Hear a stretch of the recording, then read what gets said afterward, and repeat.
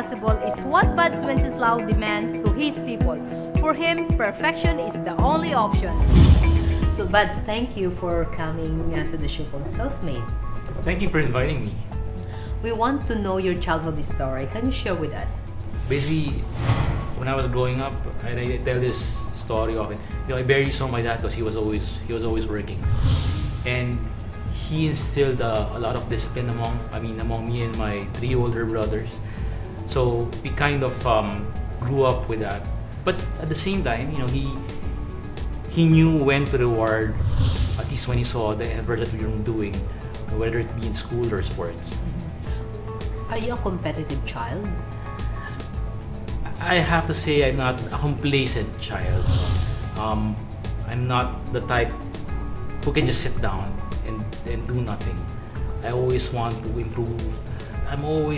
I believe that you only have one life to live in. It's a game of inches. You don't have to make a complete turnover within one day, but slowly when you inch towards your goal, it's something to be accounted for.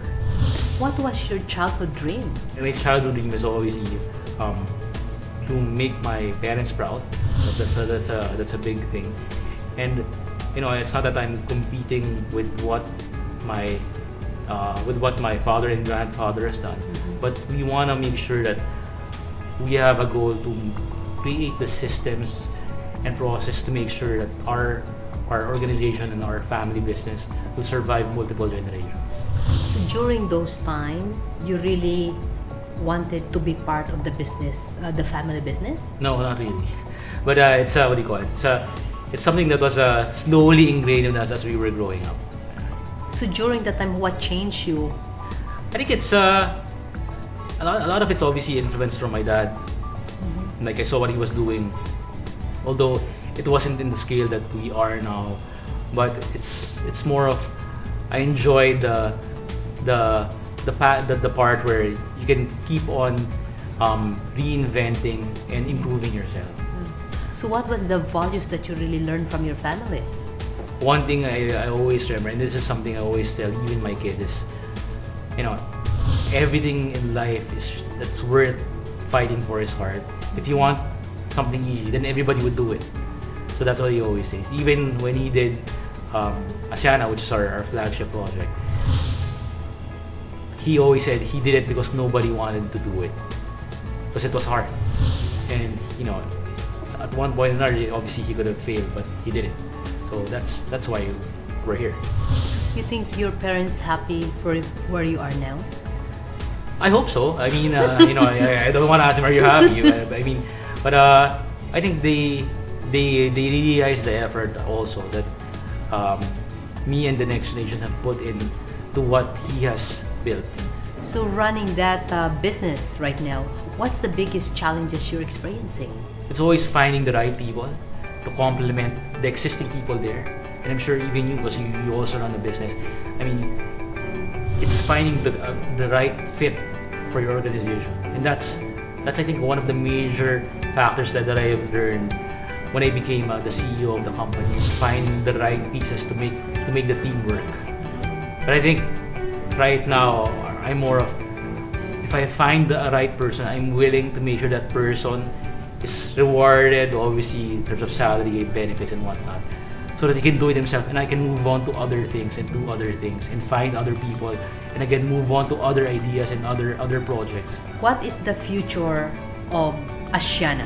So we're envisioning Asiana to be a next generation city. We want to build into a global community, and we want to build an urban recreation area. We don't want it to be some copycat of some foreign city that you would find. We want it to have its own soul. So with that, what's your best advice then for the millennials in order to really work with your passion of making Philippine first world for what you're doing at Asiana City? Spend time on actually learning something.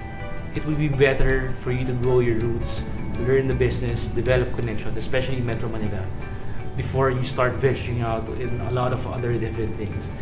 Only when you're sure that what you've learned is something that's not applicable for you or something you don't like in the long term, then that's when you should change industries or change jobs.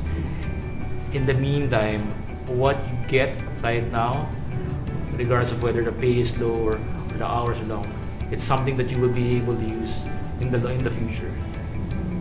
And with that also, young generation right now are so intelligent because everything online. But what's lacking? What's the best message that you can tell them? Something that you use that they can also use. Because I saw this TEDx speech about what is the most important trait for people to be successful. So what can you teach your children so that they will be successful here? And it's not math. You know, it's not take them to music lessons. It's grit.